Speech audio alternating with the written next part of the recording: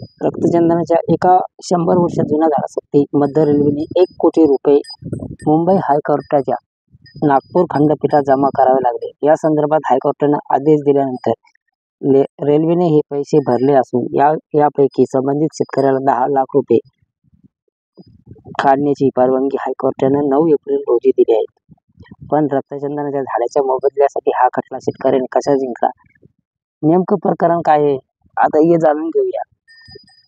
यवतमाळ जिल्ह्यातील खर्शी इथले शेतकरी केशव शिंदे आणि त्यांच्या 5 मुलांनी हायकोर्टात रक्तचंदनाच्या झाडाच्या मोबदल्यासाठी 7 ऑक्टोबर 2024 ला याचिका दाखल केली. केशव शिंदे यांची पुसद तालुक्यातील खर्शी गावात 2 एकर 23-29 आर जमीन आहे. पण वर्धा, यवतमाळ आणि पुसद नांदेड अशी रेल्वे लाईन त्यांच्या शेतातून जात असल्याचं मध्य रेल्वेने त्यांची जमीन संपादित केली. त्यांना संपादित जमिनीचा मोबदला मिळाला आणि शिंदे यांनी शेतात उभं असलेलं रक्तचंदनाचं झाड, तसेच यानाचं झाड, खैर यासारखे 8 जातीचे 8-10 झाडं, भूमिगत पाईपलाईन आणि मोबदल्याची मागणी भूसंपादन अधिकाऱ्याकडे केली. पण रक्तचंदनाच्या झाडाचं आधी मूल्यांकन करायला लागेल असं त्यांचं म्हणणं होतं. मूल्यांकन करण्यासाठी वन विभागालाही पत्र देण्यात आलं.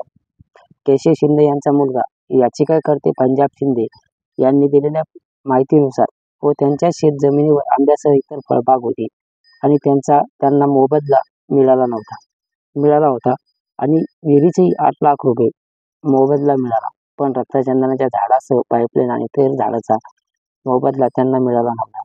त्यासाठी 2014 पासून जिल्हाधिकारी, वन विभाग, रेल्वे, सिंचन आणि विभाग सगळ्यांना पत्र व्यवहार केला, पण आम्हाला मोबदला मिळाला नाही. त्यामुळे मग आम्ही 8 वर्षांनंतर हायकोर्टात धाव घेतली. मूल्यांकनानंतर रक्तचंदनाच्या झाडाच्या मोबदल्याची किंमत वाढणार आहे. एकाच वर्षात शिंदे कुटुंबाने हा खटला जिंकला असून त्यांना मोबदला मिळाला आहे. पण रक्तचंदनाच्या झाडाचं मूल्यांकन अजून झालेलं नाही. मूल्यांकनाच्या आधी 1 कोटी रुपये मोबदला देण्याचे आदेश हायकोर्टाने रेल्वेला दिले. त्यानंतर रेल्वेने 1 कोटी रुपयेपर्यंत हायकोर्टात जमा केले. पण मूल्यांकन झाल्यानंतर ही किंमत जवळपास 5 कोटी रुपये होऊ शकते, असं याचिकाकर्त्या वकील अंजना राऊत नरवडे यांनी सांगितलं. आणि रक्तचंदनाच्या झाडाचं मूल्यांकन करण्यासाठी वन विभागाच्या अधिकाऱ्यासह इतर एक समिती बसणार आहे आणि त्यानंतर उभ्या झाडांचं मूल्यांकन कसं ठरायचं हे ठरवलं जाईल. त्यानंतर ज्याचे जे पैसे होतील ते याचिकाकर्त्यांना देण्यात येणार आहेत. रेल्वेने देखील मूल्यांकनाबद्दल मोबदला दिला नव्हता असं या प्रकरणात रेल्वेची बाजू मांडणारे वकील निरंजन चौबे सांगतात. मूल्यांकन झाल्याशिवाय मोबदला कसा द्यायचा आणि उभ्या झाडाचं मूल्यांकन कसं करायचं हा प्रश्न होता. त्यामुळं रेल्वेने मोबदला दिला नव्हता. आता हायकोर्टानं दिलेल्या आदेशानुसार रेल्वेने सध्या 1 कोटी रुपये हायकोर्टात जमा केले आहेत आणि 1 कोटी रुपये फक्त रक्तचंदनाच्या झाडाचा मोबदला आहे. शिंदे यांनी आंध्र प्रदेशातून रक्तचंदनाच्या झाडाचे रेट मागवले, तसेच खाजगी इंजिनिअर करून देखील रक्तचंदनाच्या झाडाचं मूल्यांकन केलं आहे. त्यानुसार त्यांना 4,94 लाख रुपये किंमत काढली. तसेच या जमिनीसाठी जेव्हा अवाढ झाला तेव्हापासून व्याज देखील मिळावं अशी पण याचिकाकर्ते शिंदेची मागणी असल्याचं यांनी सांगितलं. भूमिगत पाईपलाईन इतर झाडाबद्दल प्रकरण अजूनही प्रलंबित आहे आणि त्याचाही मोबदला द्यावा अशी याचिकाकर्त्यांनी मागणी केलेली आहे. केशव शिंदे यांचं वय 94 वर्षे, तर त्यांची मुलं देखील 50च्या वर आहेत आणि मुलांच्या साह्यानं त्यांनी हा खटला लढला. शिंदे यांच्या शेतात रेल्वे स्थानक होणार असल्याचं त्यांची जास्त जमीन संपादित झाली आणि त्यांच्या जमिनीवर आंब्यासह इतर फळबाग होत्या. पण आपल्या जमिनीवर रक्तचंदनाचं झाड हे त्यांना माहीतच नव्हतं. पण ज्यावेळी त्यांची जमीन वर्धा, यवतमाळ, पुसद आणि नांदेड रेल्वे लाईनसाठी संपादित झाली तेव्हा त्यांना समजलं की हे रक्तचंदनाचं झाड आहे आणि त्यासाठी रेल्वेची मदत झाली. आणि पंजाब शिंदे यांनी दिलेल्या माहितीनुसार जमीन संपादित होण्याआधी या जमिनीचं सर्वेक्षण करायला रेल्वेचे काही कर्मचारी आले होते. ते कर्मचारी आंध्र प्रदेश मूळचे होते आणि त्यामुळे त्यांनी सांगितलं रक्तचंदनाचं झाड आहे. सगळी झाडं गेली तरी चालतील, पण रक्तचंदनाचं झाड महाग असतं आणि त्यानंतर आपल्या शेतात हे रक्तचंदनाचं झाड खरंच आहे यावर शिंदे कुटुंबियांना विश्वास बसत नव्हता. त्यांनी यूट्यूबच्या माध्यमातून हे झाड कसं असतं याची तपासणी केली.